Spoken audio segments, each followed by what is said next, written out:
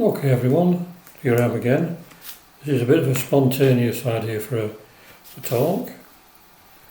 I had another idea, but I'll do this one in between as well.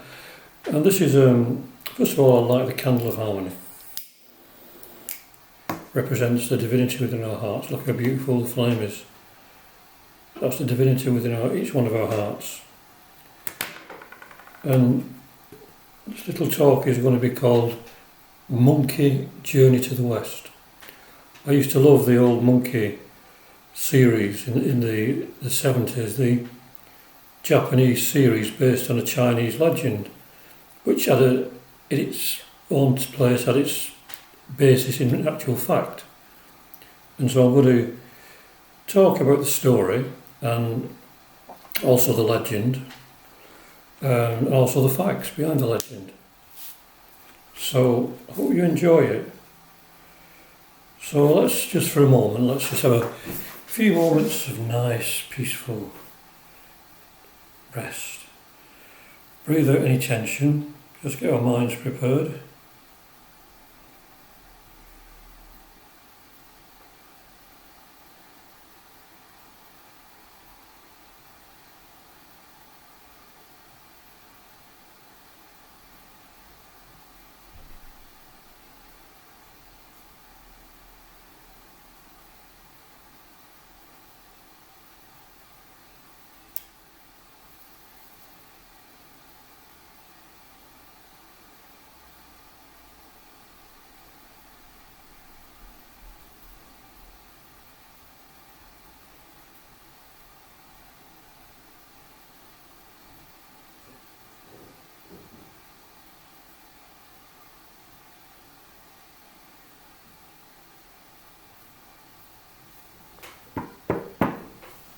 Okay, so Journey to the West is a novel written in the 16th century by the Chinese writer Wu Cheng'en. It is popularly known as Monkey due to Arthur Waley using that title in his abridged English language version. It is known in the West mainly because of the Japanese TV adaptation that ran from 1976 to 1980. Since then there have been numerous TV and film versions, the latest being in 2016, or when this talk was written, maybe more since, I don't know, when a big budget film, Monkey King 2, was released. There's also a stage musical, Monkey Journey to the West, created by the Chinese actor and director Chen Zheng, or Zheng, along with British musician Damon Albarn and British artist Jamie Hewlett. It remains an extremely popular tale in China and Japan, and there are also video games based upon the story. So this talk contains some of my own ponderings on the tale and is in no way authoritative. So the story is based on a factual event concerning the monk Xuan Zang, or pronounced Sansang, who was concerned about the pure translations of Buddhist scriptures into Chinese. So he decided to travel to India to obtain some of the originals. He set off in 629 AD and arrived a year later, spending a total of 13 years studying, visiting sacred sites and collecting scriptures and holy relics. When he returned to China in 646 AD, he set about translating the scriptures into Chinese. H.P. Blavatsky states many times that we should go to India if we want to gain true spiritual wisdom.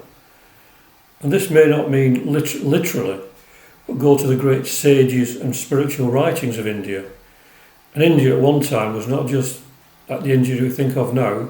She says it also contained China and Mongolia, Japan probably, and some other countries.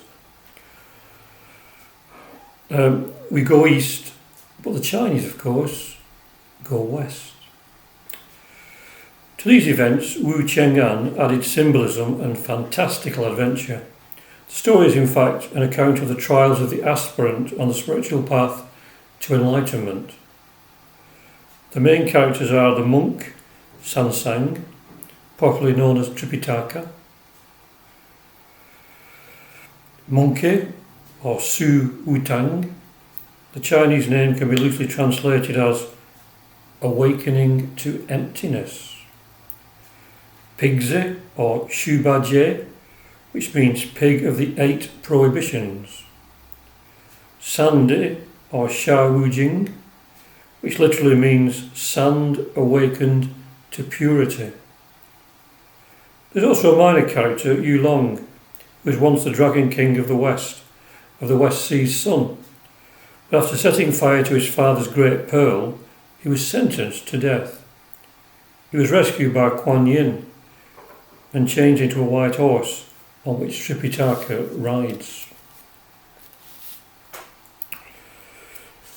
So, in Buddhism, the Tripitaka, or Tipitaka in Pali, is the earliest collection of Buddhist teachings and the only text recognised as canonical by Theravada Buddhists.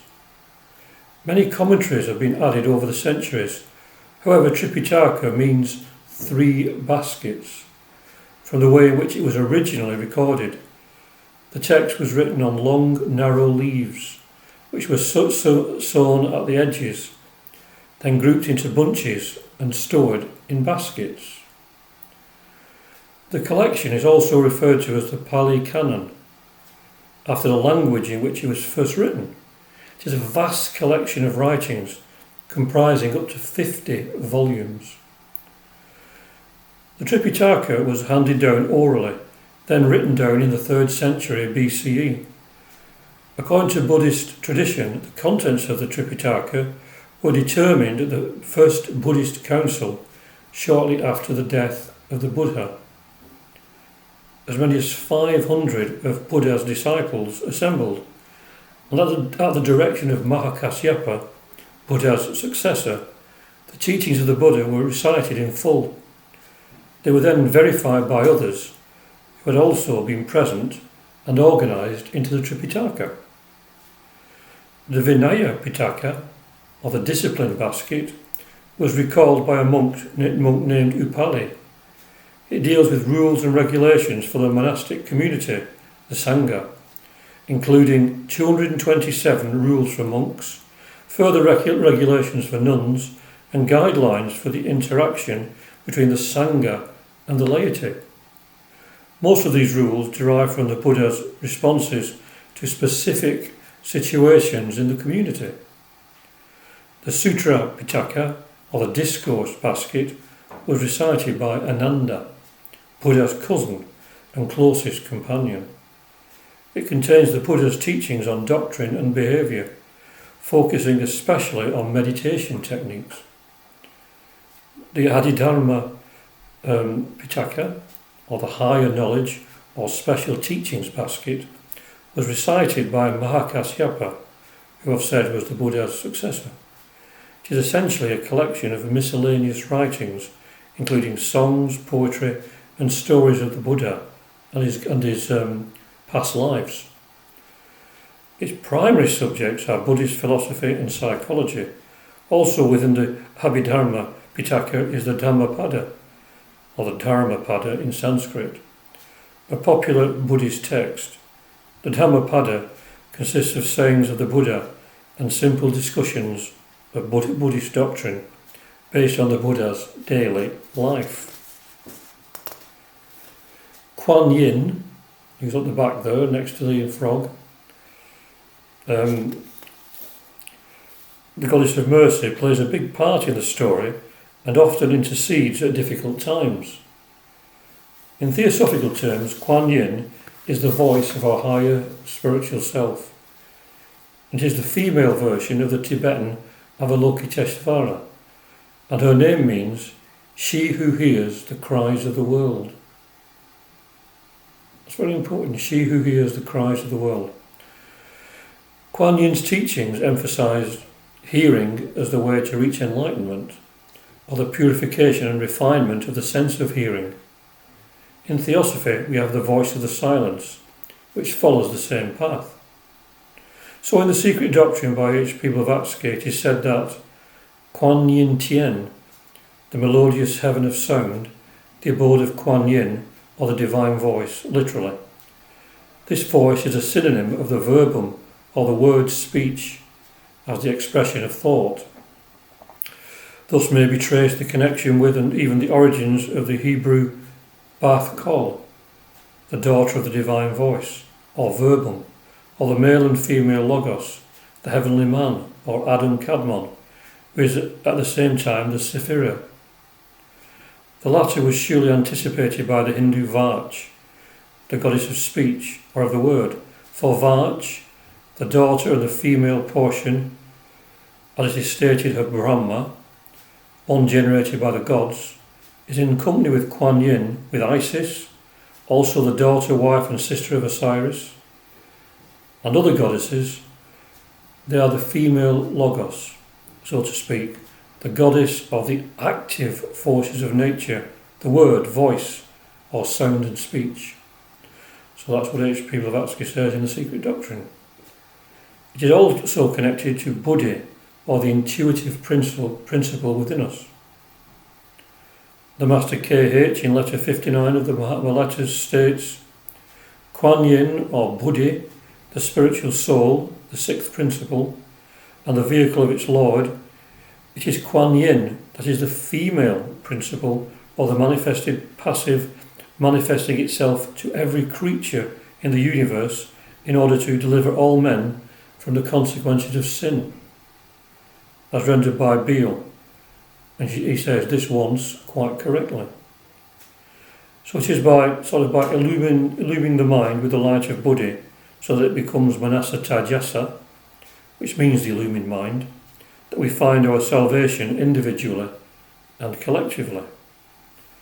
Now Kuan Yin has a pledge, which is, never will I seek nor receive private individual salvation, never will I enter into final peace alone, but forever and everywhere will I live and strive for the redemption of every creature throughout the world from the bonds of conditioned existence.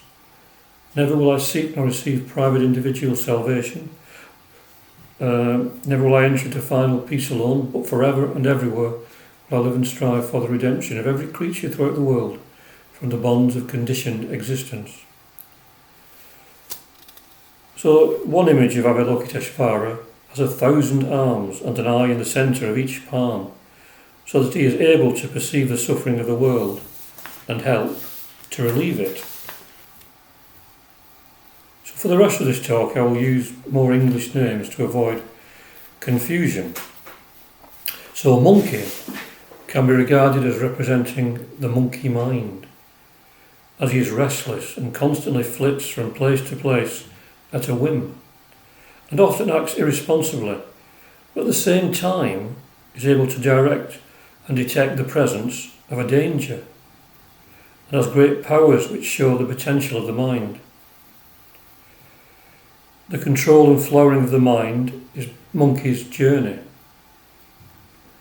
He is born from a stone egg formed from the merging of heaven and earth, the awakening of the mind principle perhaps.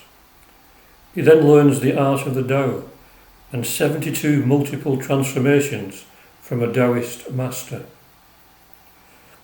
From the outset he is extremely mischievous and manages to upset many gods who decided to give him a position in heaven as keeper of the horses, so that they can keep an eye on him.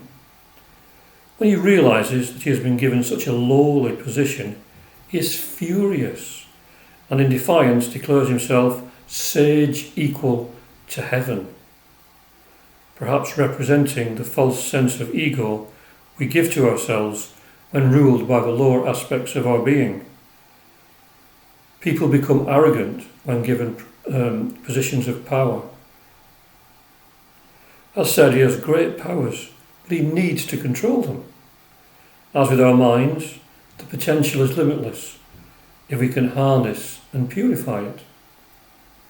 So now the Jade Emperor sends troops from heaven to arrest him, but they fail, and so he decides to give Monkey the job of tending the peach orchard. Peaches in Chinese mythology are said to confer immortality when eaten. So a monkey eats one against the rules, When he later discovers that he has not been invited to the peach banquet, he once again flies into a rage and causes havoc in heaven. So just as our uncontrolled minds can cause havoc in our lives and those of others if not brought under control, the same thing as above so below. And this is what it represents in the legend. Let's look for a moment at the concept of the Jade Emperor. The Supreme August Jade Emperor is the supreme deity of Chinese tradition and is otherwise known as Yuhuang Shangyi or Yuhuang Shangti or Yuti or Mr. Heaven, Lo Tianye. He governs the cosmos and resides in a magnificent palace in the highest part of heaven, along with his large family and entourage of ministers and officials. The god originated in ancient Chinese oral mythology, but he was officially incorporated into the state-sponsored Chinese religion by Emperor Shenzong of the Song dynasty, after the emperor had claimed to have seen the god in a vision on a particular night in 1007 AD. The Jade Emperor should not be considered a creator god, as in Chinese traditional religion no deity is involved in the creation. Rather, it is believed that the universe came into existence from the union of matter, qi, and movement, li, which according to the principle of yin and yang infinitely alternates to produce the 5 elements of metal, wood, water, fire and earth. Therefore, the Supreme God is seen more as an anthropomorphic representation and guardian of morality. So the Jade Emperor asks the Buddha to intervene, and Monkey is banished to a mountain where he is trapped for 500 years. William Blake, in his poem London, writes about our mind-forged manacles. The antics of our lower mind blind us to the reality, and we are trapped by delusion. Meanwhile, the Buddha decides that Buddhism in China is deteriorating, and someone must travel to India to bring back genuine scriptures. Tripitaka is chosen for this task, and on his way he comes across Monkey, whom he frees and accepts as his disciple. Despite being freed, Monkey still remains unruly, and so the goddess of compassion, Kuan Yin, attaches a gold ring around Monkey's head and gives Tripitaka a ring-tightening mantra. When this mantra is spoken, the ring tightens and causes pain, showing that if we allow our lower minds free rein, then suffering will ensue. It is Kuan Yin who helps the defenceless Tripitaka to find his 3 companions. As said earlier, H.P. Blavatsky tells us that Kuan Yin is esoterically the voice of our higher self, which if listened to can help us through the most difficult of ordeals on our own pilgrimage to discover the truth and to bring it to life. So along the way they next meet Pigsy, who was once an immortal, the marshal of the heavenly canopy, commanding 100,000 naval soldiers of the Milky Way. He drank too much during a celebration of the gods and attempted to flirt with the moon goddess Chang'e, resulting in his banishment into the mortal world. He was supposed to be reborn as a human, but ends up in the womb of a sow due to an error at the reincarnation wheel, which turns him into a half-man, half-pig monster once the human stage is half-pig, is reached. This, of course, is symbolic, as Theosophy teaches that we cannot be reborn as animals once this human stage is reached. He represents the lustful and gluttonous elements of human nature. On Earth, he posed as an ordinary human and married a village girl. But when the villagers discovered his true nature, he hid the girl away. And as a result, she wailed constantly. At this point, Tripitaka and Monkey arrived, defeating Pigsy and freed the girl. Pigsy then joined them on their journey. Further on the way they come across Sandy, who was once a celestial curtain lifting general. Wow, a curtain lifting general. Wow, that's amazing. Who stood in attendance by the imperial chariot in the Hall of Miraculous Mist. Seems they had generals for everything in those days. He was exiled to the mortal world and made to look like a monster because he accidentally smashed a crystal goblet belonging to the Queen Mother of the West during a peach banquet. He lived in a river and terrorised surrounding villages until subdued by Monkey and Pigsy. He then joined the pilgrimage. So all three had to redeem themselves just as we have to from our fall from a heavenly state into the material world. From then on, the party encounter various demons and adversaries, representing negative emotions and qualities that must be overcome. Many times these demons take the shape of beautiful women or children, and only Monkey has the power to see through the illusion. When he wants to kill them, the others are horrified, and he is often forced to let them go, which causes untold trouble. So this is also true in our lives. We can be beguiled by beautiful things which may turn out to be our downfall, as the dark forces are cunning and may take on lovely forms to trick us. We have to gain the power to see through these illusions and know what is good for our soul's progress. Sometimes things that seem inimical are not, and vice versa. Monkey possesses a magical staff which is the size of a pin, but is able to grow in length, and he uses his weapon and other weapons to overcome evil. Pigsy and Sandy also have magical weapons, a rake and spade respectively. Although Monkey appears irresponsible, he is the one who protects and rescues Tripitaka the many times he is captured. He also has the power to detect evil and can transform himself at will. He has command of a cloud, which he uses to fly through the air. However, Tripitaka berates him for using violence, as this is against Buddhist teaching. As said earlier, the mind, though wayward in its lower aspects, holds the key to our salvation, just in the same way that Monkey holds the key to the salvation of Tripitaka, Sandy and Pigsy. Tripitaka then represents our conscience, the beginning of wisdom. HVB teaches that a sense of responsibility or conscience is the beginning of wisdom. Is there another way to overcome evil? In our material world, it is thought that the use of violence can end violence, but in the end, only love can do that. Yet at times, Tripitaka, Pigsy and Sandy fail to see approaching danger and refuse to believe Monkey, who has a deeper insight into such matters. The powers of the mind are great, and it is brought under control, and this Monkey is slowly achieving. Tripitaka appears rather naive at times, showing the value of experience. It is the journey from unconscious perfection through conscious imperfection to conscious perfection.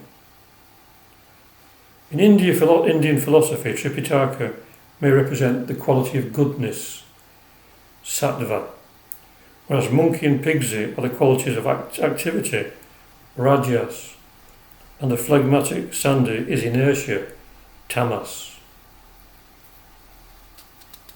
It must be noted, although, that Sandy is usually the peacemaker in disputes, as these qualities or gunas have a positive and negative side to them. Tamas may also be a meditative state that brings tranquility to the meditator and all around them, a calmness in the centre of the storm. Rajas may give us the energy and drive to overcome many obstacles on our path. Sattva or goodness is achieved through the trials and frictions of life and the lessons we learn from them. The story refers to the different limitations of our nature that prevent us from reaching enlightenment and those that have to be overcome on our pilgrimage.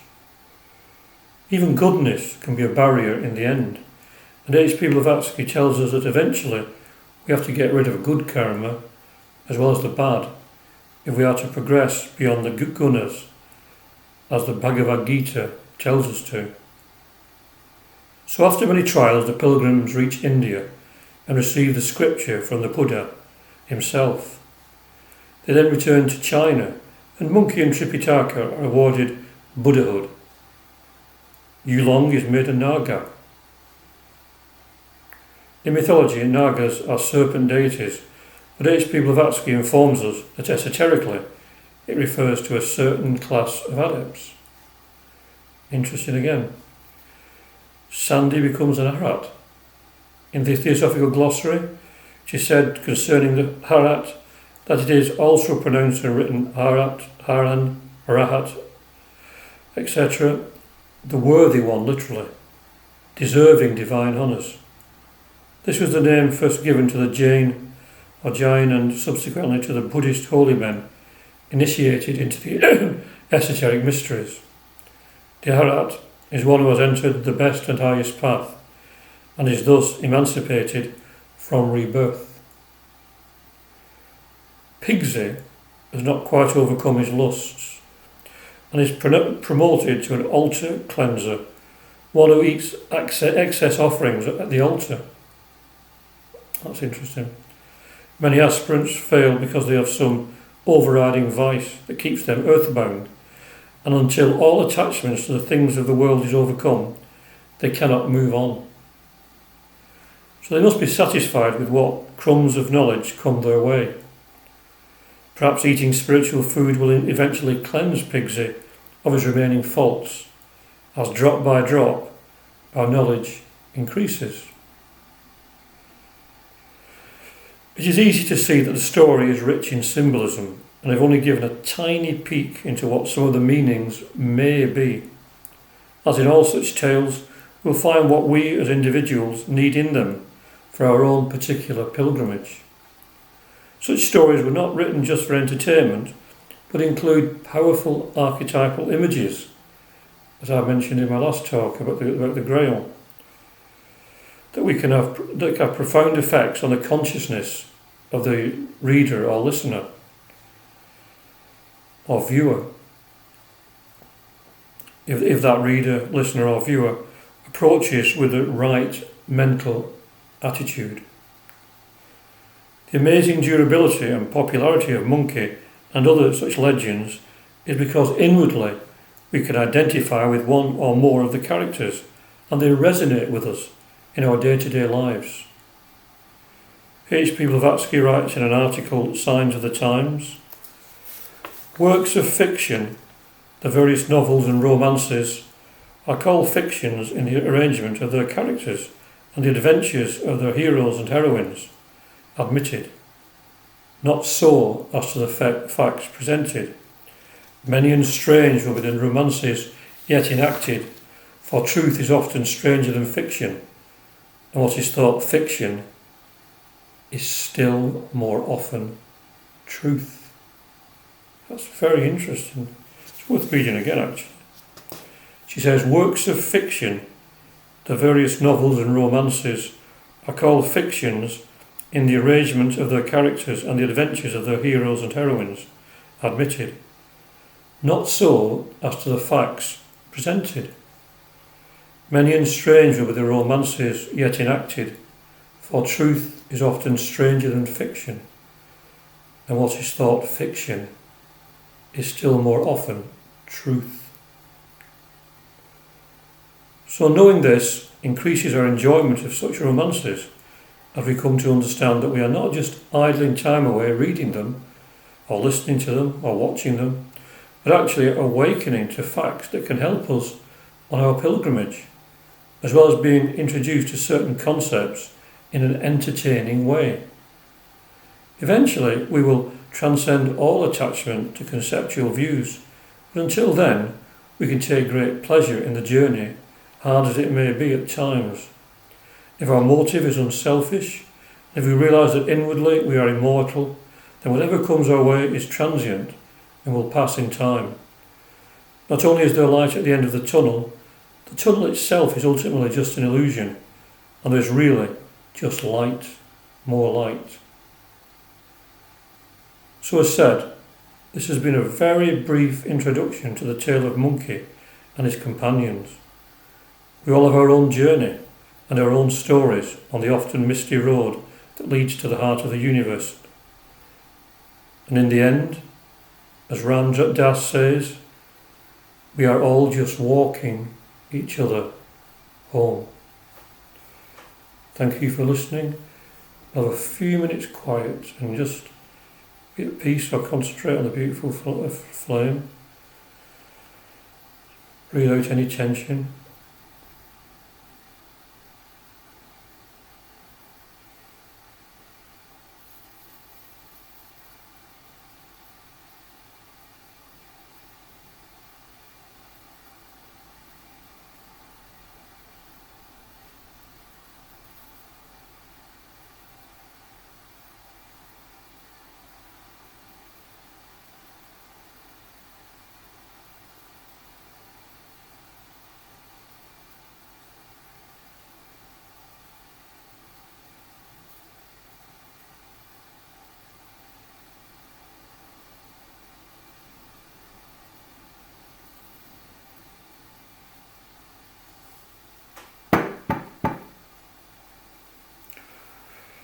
As I said, that was just totally spontaneous. I wasn't planning to give a talk this evening, but I just felt I'd give this, and I went upstairs and I've got about 12 folders full of talks.